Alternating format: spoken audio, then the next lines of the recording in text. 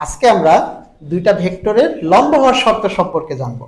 তো এই লম্ব হওয়ার শর্ত ব্যাপারটা প্রায়শই আপনার এইচএসসি এক্সাম বলেন, মেডিকেল অ্যাডমিশন টেস্ট বলেন, ভার্সিটি অ্যাডমিশন টেস্ট বলেন, এসে থাকে।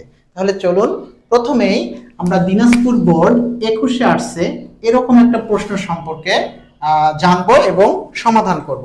দেখেন প্রশ্নে এখানে বলা আছে এ একটা ভেক্টর যা আই জে কে একক ভেক্টরের মাধ্যমে প্রকাশ করা আছে এবং বি আরেকটা ভেক্টর যা আই জে কে একক ভেক্টরের মাধ্যমে প্রকাশ করা আছে এবং এখানে বলা আছে যে এম এর মান কত হলে ভেক্টর দ্বয় পরস্পরের লম্ব হবে।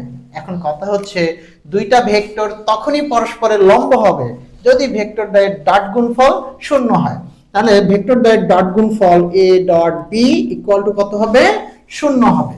এখন ডট গুণফল নির্ণয় করার সময় আপনাদেরকে পূর্বের লেকচারে বলছিলাম যে একই জাতীয় একক ভেক্টরের ডট গুণফল 1 এবং ভিন্ন জাতীয় একক ভেক্টরের ডট গুণফল 0। তাহলে এখানে আই আর আই গুণ করলে হবে 1, 3 আর 6 গুণ করলে হবে কত? 3 6 18, প্লাসে মাইনাসে গুণ করলে হবে মাইনাস, 2 আর m গুণ করলে হবে টুয়াইস m, প্লাসে প্লাসে গুণ করলে হবে প্লাস, কে এর সহগ আছে হলো 1 আর হচ্ছে 4 গুণ করলে হবে 4 ইকুয়াল টু 0। এখানে 18 আর হচ্ছে 4 যদি যোগ করি তাহলে আসতেছে 22, টুয়াইস m কে যদি ডান দিকে পাঠায় এবং সাইড চেঞ্জ করি তাই twice m equal to 22, m equal to 11। তাহলে এখানে m এর মান পেলাম 11, অর্থাৎ m এর মান 11 হলে এই ভেক্টর দ্বয় পরস্পরে কি হবে? লম্ব হবে। তাহলে আমার এখানে রাইট অ্যান্সার দেখেন 11 কোথায় আছে? বি তে আছে। এটা হচ্ছে রাইট অ্যান্সার। এই রিলেটেড আরো একটা প্রশ্ন সমাধান করে আসি, চলুন দেখি আপনারা পারেন কিনা।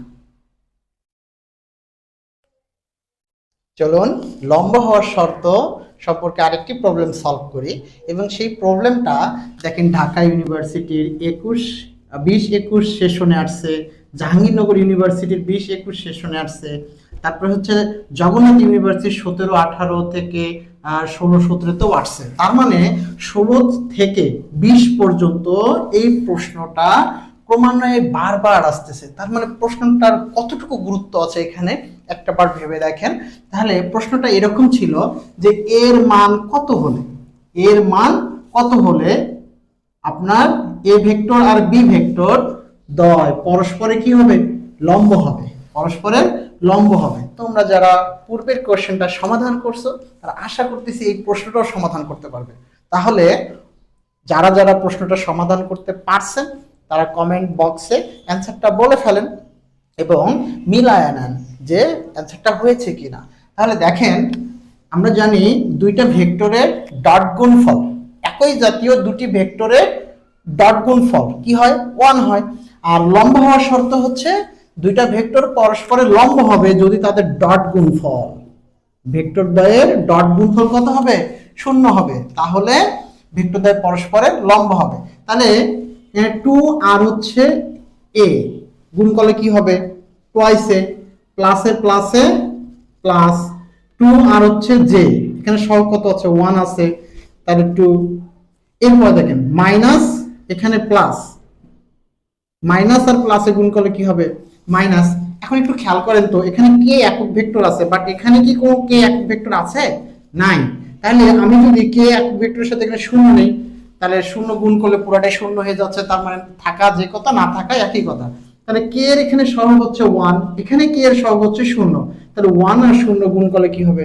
0 হবে, ইকুয়াল টু 0। তার মানে এখান থেকে পাইতেছি আমরা হচ্ছে twice a equal to -2, a equal to -1, অর্থাৎ 2 কাটা গেলে থাকতেছে কত? -1। তার মানে আমার অ্যান্সার হচ্ছে সি।